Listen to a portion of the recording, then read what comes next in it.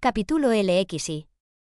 Dichoso para todos sus sentimientos maternales fue el día en que la señora de Bennet se separó de sus dos más beneméritas hijas. Puede suponerse con cuán delicioso orgullo visitó después a la señora de Bingley y habló de la señora de Darcy.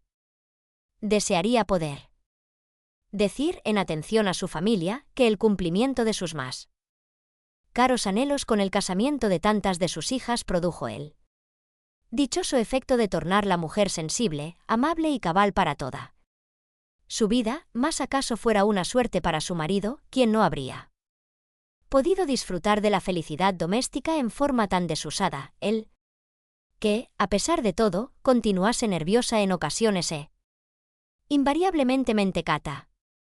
El señor Bennet echó muy de menos a su hija segunda, su afecto por ella le sacó de casa más a menudo que podría haberlo logrado. Cosa alguna. Deleitábase en ir a Pemberley, en especial cuando era menos esperado. Bingley y Juana permanecieron en Netherfield solo un año.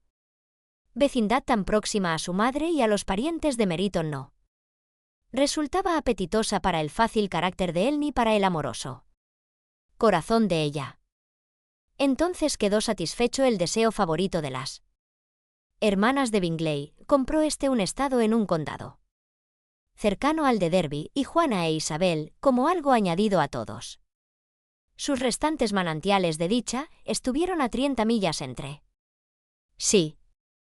Catalina, por su pura ventaja material, pasaba la mayor parte del tiempo con sus dos hermanas mayores, y en sociedad tan superior a la que conociera de ordinario su progreso fue grande. No era de tan indomable temperamento como Lidia, y libre del influjo del ejemplo de ésta, llegó, con atención y dirección convenientes, a ser menos irritable, menos ignorante y menos superficial. Como era natural, previniósele de las desventajas de la sociedad de Lidia, y así, aunque la señora de Wickham la invitó con frecuencia a ir y residir con ella, con la promesa de bailes y pollos, su padre nunca consintió que fuese. María fue la única que siguió en la casa y, necesariamente, se vio obligada a prodigar sus atenciones a la señora de Bennet, que no sabía estarse sola. Tuvo por eso que mezclarse más con el mundo. Pero aún pudo filosofar sobre todas las visitas matutinas, y como no resultaba ahora mortificada con comparaciones entre su belleza y la de sus hermanas, su padre sospechó que se sometía al cambio sin disgusto. En cuanto a Wickham y Lidia, sus caracteres no sufrieron alteración por los casamientos de sus hermanas. Él sobrellevaba con filosofía la convicción de que Isabel conocería ahora cuanto referente a su ingratitud y falsía había antes ignorado, y no obstante, no era ajeno a la esperanza de que Darcy influiría para labrar su suerte. La carta de enhorabuena que Isabel recibió de Lidia por su matrimonio dióle a conocer que semejante esperanza era acariciada, si no por él mismo, por lo menos por su mujer. La carta era así: Mi querida Isabel, te deseo alegría. Si amas a Darcy la mitad que yo a mi caro Wickham, habrás de ser muy dichosa. Es una gran fortuna tenerte tan rica, y cuando no sepas qué hacer, espero que te acuerdes de nosotros. Segura estoy de que a Wickham le gustaría muchísimo un destino en la corte, y no creo que tengamos dinero suficiente para vivir allí sin ninguna ayuda. Me refiero a una plaza de 300 o 400 libras anuales próximamente, más de todos modos, no hables de eso a Darcy si no lo ves posible, tú, etc. Y como ocurría que Isabel lo veía muy poco posible, en su contestación trató de poner fin a todo ruego y esperanza de ese género. Más algún alivio, tal como podía proporcionárselo. Practicando lo que podría llamarse economía doméstica, se lo envió con frecuencia.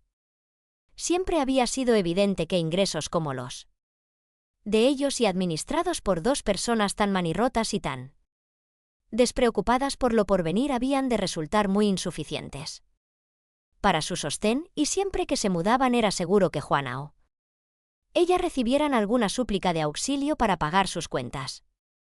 Su modo de vivir, aun después que el restablecimiento de la paz los confinó a un hogar, era en extremo movido.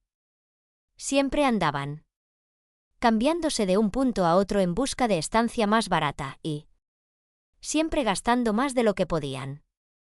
El afecto de él hacia ella trocóse pronto en indiferencia, el de ella duró un poco más y, a pesar de su juventud y de su aire, conservó todos los derechos a la reputación que su matrimonio le había granjeado. Aunque Darcy nunca le recibió a él en Pemberley, ayudóle a adelantar en su carrera por consideración a Isabel. Lidia les hizo alguna visita ocasional cuando su marido iba a divertirse a Londres o a baños, y con los Bingley estaban ambos con frecuencia, tanto que hasta el buen humor de Bingley se acabó y llegó a hablar de insinuarles que se marcharan. La señorita de Bingley quedó muy resentida con el casamiento de Darcy, más en cuanto se creyó con derecho a visitar Pemberley. Pasósele el resentimiento, fue más afecta a Georgiana que nunca, casi tan atenta con Darcy como hasta entonces, y pagó todos sus atrasos de cortesía a Isabel. Pemberley fue ahora la morada de Georgiana, y el afecto suyo a su hermana fue exactamente como Darcy había esperado. Fueron ambas capaces de amarse mutuamente cuanto quisieron. Georgiana tenía la más elevada idea de Isabel, aunque al principio se asombrase y casi se alarmase al escuchar la juguetona manera de hablar que empleaba con su hermano, a quien le había inspirado siempre respeto tal que casi sobrepujaba al cariño, veíalo ahora objeto de francas bromas. Su entendimiento recibió nociones que nunca se habían interpuesto en su camino. Con la instrucción de Isabel comenzó a comprender que una mujer puede tomarse con su marido libertades que un hermano jamás puede tolerar de una hermana 10 años menor que él. Lady Catalina indignóse de modo extraordinario con el casamiento de su sobrino, y como abrió la puerta a toda su genuina franqueza al contestar a la carta en que él le comunicaba su arreglo, usó un lenguaje tan extremado, en especial al referirse a Isabel, que por algún tiempo acabó toda relación. Más a la postre, por influencia de Isabel, dejóse el persuadir a perdonar la ofensa y buscó una reconciliación, y tras algo más de resistencia por parte de su tía, el resentimiento de ésta cesó, ya por afecto hacia él, ya por curiosidad de ver cómo se conducía su esposa, y así se dignó visitarlos en Pemberley, a despecho de la contaminación que sus bosques habían sufrido no solo por la presencia de semejante dueña, sino por las visitas de sus tíos desde la capital. Con estos, con los Garner, siempre estuvieron en la más amistosa relación. Darcy, y lo mismo Isabel, los amaban de veras, sintiendo ambos muy calurosa gratitud hacia las personas que, por traer a ella al condado de Derby, habían servido de intermediarios para unirlos.